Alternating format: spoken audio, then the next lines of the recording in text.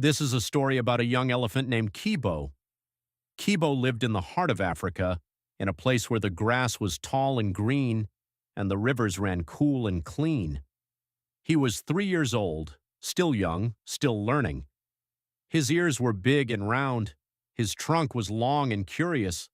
He used it to touch everything: flowers, rocks, the legs of older elephants. Kibo lived with his herd. A herd is a family group of elephants. There were 20 elephants in Kibo's herd: grandmothers, mothers, aunts, brothers, and sisters. The leader of the herd was an old and wise elephant named Amara. She was Kibo's grandmother. She knew all the rivers, all the paths, all the safe places in the land. Every morning, Kibo woke up next to his mother. Her name was Safi. She was gentle and warm. She always stayed close to Kibo, watching him, protecting him, loving him. Life was good. Life was safe. Life was full of joy. But one day, everything changed. It was the end of the dry season. The land was hot and dusty. The rivers were small and the grass was yellow. One afternoon, the sky changed. Dark clouds came from the north. They moved fast, faster than usual. The wind began to blow hard. The trees shook. The birds flew away. Old grandmother Amara raised her head. She could feel something in the air. Something big was coming. She made a deep, low sound, a rumble that came from inside her chest. This was how elephants communicate. This low sound meant, stay close, stay together, danger is near. All the elephants in the herd heard the sound. The mothers moved closer to their babies. The adults formed a circle with the young ones in the middle. Kibo was playing near the river. He heard his grandmother's call. He started to run back to his mother, but then the storm arrived. The storm was very strong. The rain came down like a waterfall. The lightning flashed. The thunder roared like 100 lions. The elephants ran. They ran together, through the tall grass, through the mud, through the rain. But it was very dark and very loud. It was impossible to see. Kibo ran. He tried to follow his mother's smell, her sound, her footsteps. But the rain washed away every smell. The thunder was louder than every sound. He ran to the left. He ran to the right. He called for his mother with a high, loud cry, a sound that baby elephants make when they are scared and alone, but nobody answered. The storm passed as quickly as it came. The rain stopped. The sky became quiet. Kibo stood still. He looked around. The land was wet and dark. The trees were dripping. The grass was flat on the ground from the rain. He was alone. His herd was gone. The next morning, the sun rose slowly over the savannah. The sky turned pink, then orange, then bright blue. It was a beautiful morning, but Kibo did not feel its beauty. He stood very still. He listened. He could hear birds singing. He could hear insects. He could hear the wind moving through the grass. But he could not hear the low, deep sounds of his herd. He could not smell his mother. He was hungry. Young elephants drink their mother's milk. Without his mother, he had no milk. He walked to a small pool of water that the storm had left and drank slowly. He ate some wet grass. It was not enough. His stomach felt empty. He looked at the land around him. In every direction, north, south, east, west, there was only open savanna, trees far away, rocks. Silence. Kibo made a small sound, a soft, sad call, the kind of call that says, I am here. Can anyone hear me? No answer came, so Kibo made a decision. He would walk, he would search, he would find his family. Kibo walked all day. The land was dry and hot. The sun was high and strong. Kibo's feet hurt from walking on the hard, cracked earth. His trunk hung low. His eyes were half closed from the heat. He followed a path, a long trail in the dirt made by many animals over many years. Elephants, zebras, wildebeest, all walking to find water. Kibo did not know exactly where he was going, but he kept walking. He remembered something his mother once told him. When you are lost, follow the birds.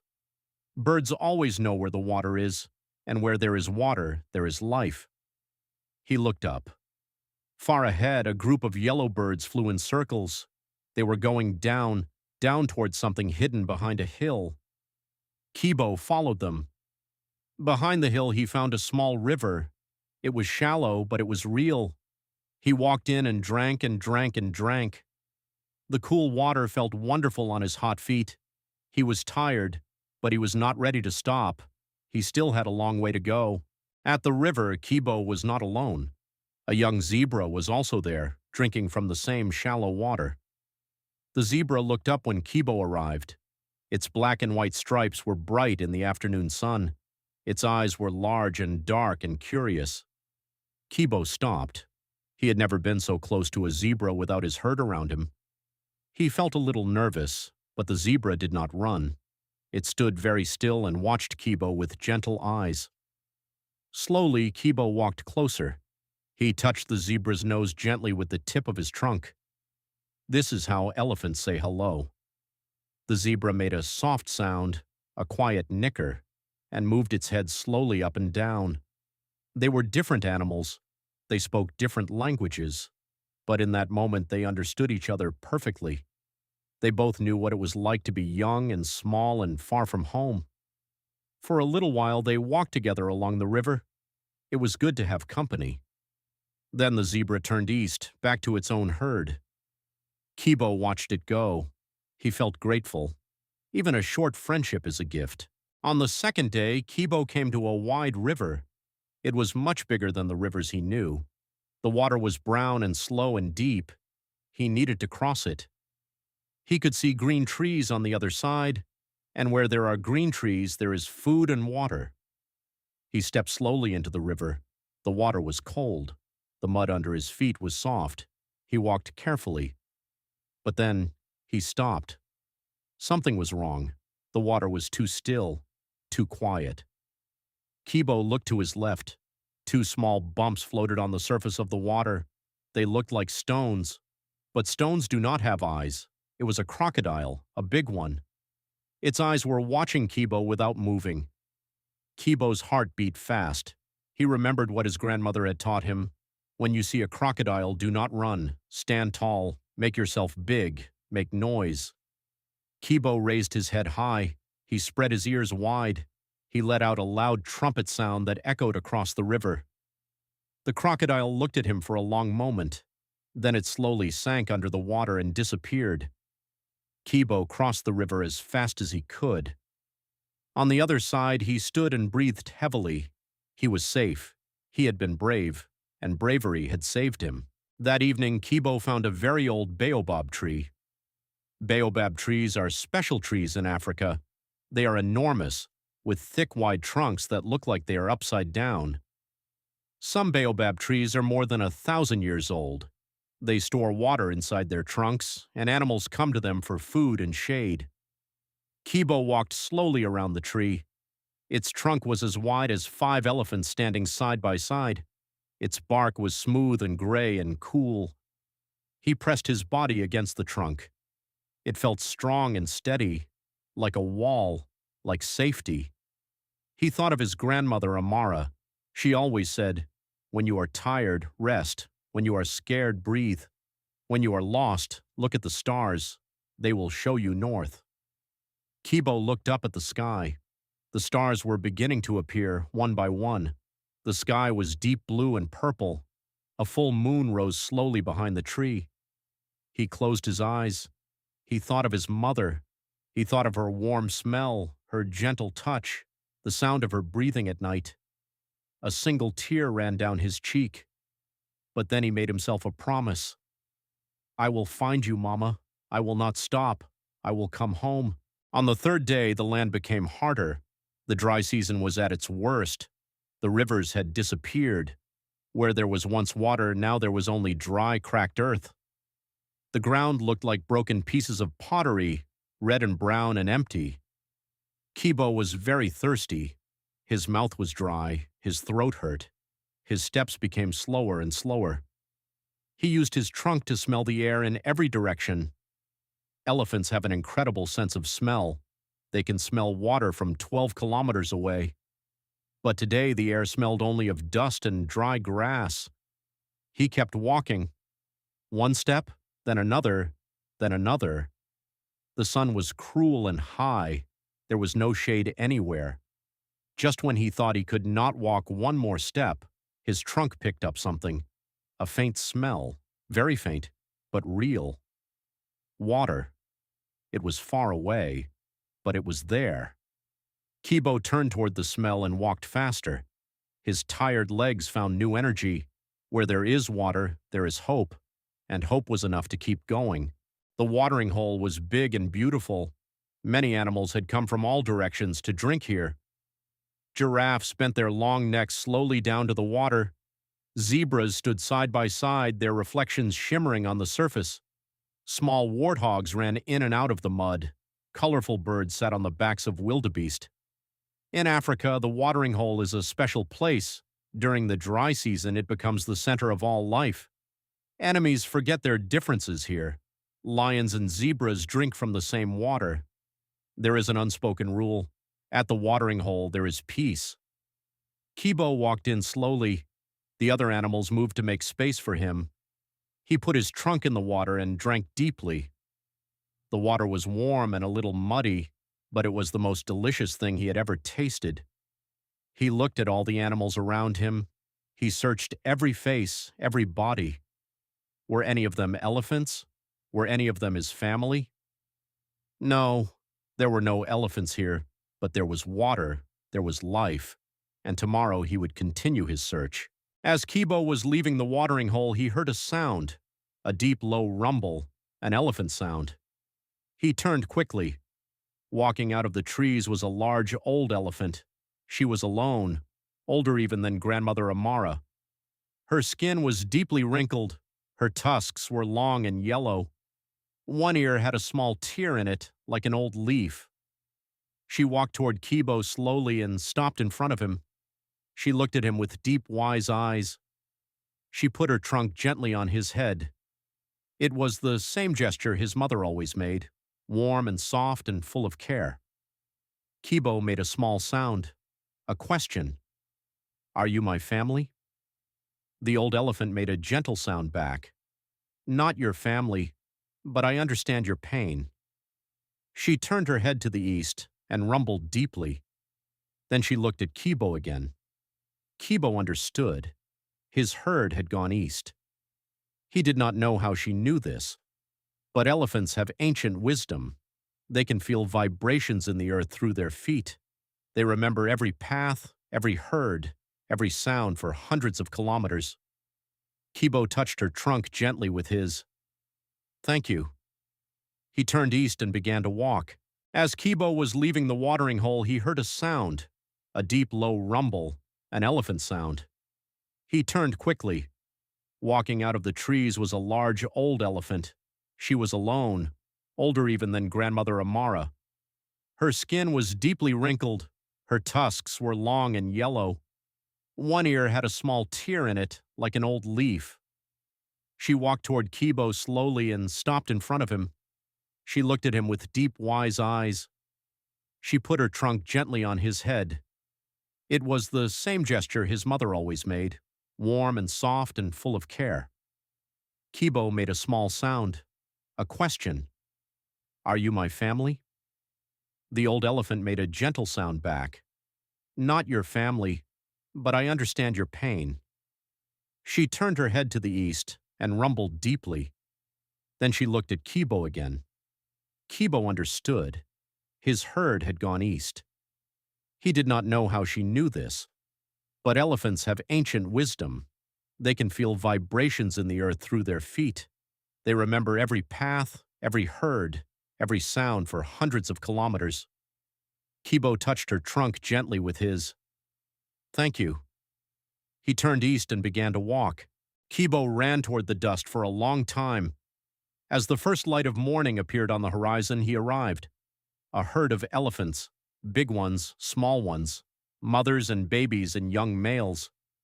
His heart jumped. He called out, a high, excited cry. Mama, Amara, is that you? The herd stopped. They turned to look at him. The led female, a tall elephant with a broken tusk, stepped forward. She looked at Kibo carefully. She smelled him with her trunk.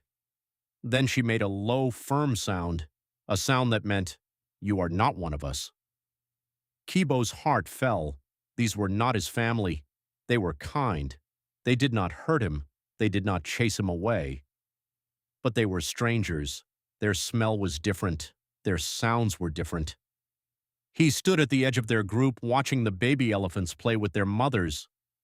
One small baby ran to its mother and pressed its head against her leg. The mother touched it gently with her trunk. Kibo closed his eyes. He missed his mother so much that it hurt, a deep, real pain in his chest. He turned away from the stranger herd and continued east. He was close. He could feel it. Later that morning, Kibo came to a muddy area near a small river. He almost walked past it. But something made him stop. Footprints, elephant footprints in the soft mud. Many of them, big ones and small ones, all going in the same direction toward the east. Kibo lowered his trunk to the ground. He smelled the footprints carefully, one by one. And then, his whole body went still. He knew that smell. He knew it better than any smell in the world. It was his mother, Safi. Her footprint, her unique smell, was here in this mud.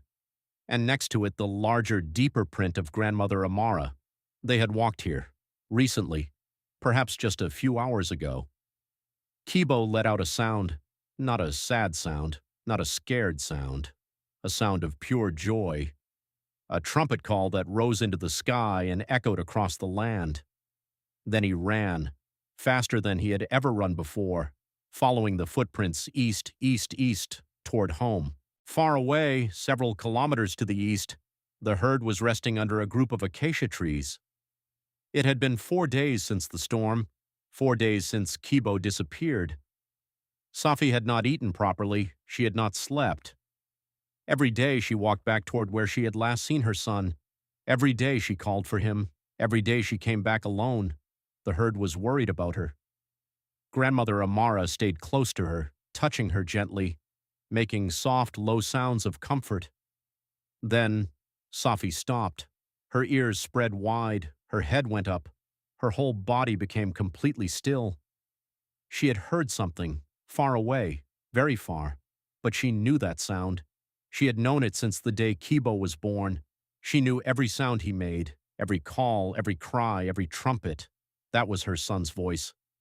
She let out the loudest call she had ever made, a deep, powerful rumble that shook the ground, a call that said, "I hear you, I am here, come to me." Then she ran. They ran toward each other, Kibo from the west, Safi from the east, both running as fast as their legs could carry them across the golden grass, through the warm afternoon air. When they finally reached each other, Safi wrapped her trunk around Kibo's whole body. She pulled him close, pressing him against her chest, against her heart. Kibo made a sound he had never made before. It was not a sad sound. It was not a scared sound. It was the sound of pure, complete happiness. It was the sound of coming home. Safi touched his face, his ears, his back, making sure he was real, making sure he was safe, making sure he was healthy. She made soft, quick sounds. "I found you, I found you, I found you." Behind her, the entire herd came running. Grandmother Amara arrived first. She put her head gently against Kibo's. Then came his aunts, his cousins, his friends, all of them touching him, rumbling, celebrating. The savannah was filled with the sounds of elephant joy, deep rumbles and high trumpets and the soft sounds of trunks touching faces. Kibo was home. That night, the herd slept together under the open sky. Kibo lay pressed against his mother's side. He could feel the warmth of her body. He could hear the slow, steady sound of her breathing. He could smell her familiar, beloved smell. Above them, the same stars that had guided Kibo through the dark nights now shone peacefully over the whole sleeping herd. Grandmother Amara sat nearby, watching. She always watched at night. That was the job of the oldest, to protect while others slept. Kibo was not sleeping yet. He was thinking. He thought about the storm, about the lonely mornings, about the crocodile and the old elephant and the watering hole and the footprints in the mud. He had been scared. He had been hungry and thirsty and alone. But he had not given up. Every time he wanted to stop, he thought of his mother, and he kept walking. Now, listening to the gentle sounds of his sleeping family, Kibo felt something new inside him, something quiet and strong. He had survived, he had been brave, he had found his way home, and that changed him forever. This is the story of Kibo, a young elephant who got lost and found his way home. His journey teaches us many things. It teaches us that family is the most important thing in life. Not money, not power, family. The people who love you and wait for you and run to you when you return. It teaches us that when we are lost and afraid, we must keep going. One step at a time, one day at a time. The path home is long, but it is always there. It teaches us that kindness from strangers, even a zebra, even an old elephant we have never met before, can change everything. Always be grateful for small acts of kindness, and it teaches us that difficult experiences make us stronger. Kibo was different after his journey, more brave, more wise, more grateful for every moment with his family. Thank you so much for watching and for learning English with us today through the story of Kibo. If you enjoyed this story, please subscribe to our channel. Every week we bring you a new story to help you learn English in a beautiful and natural way. Keep learning, keep going, and never stop walking toward home. See you next time.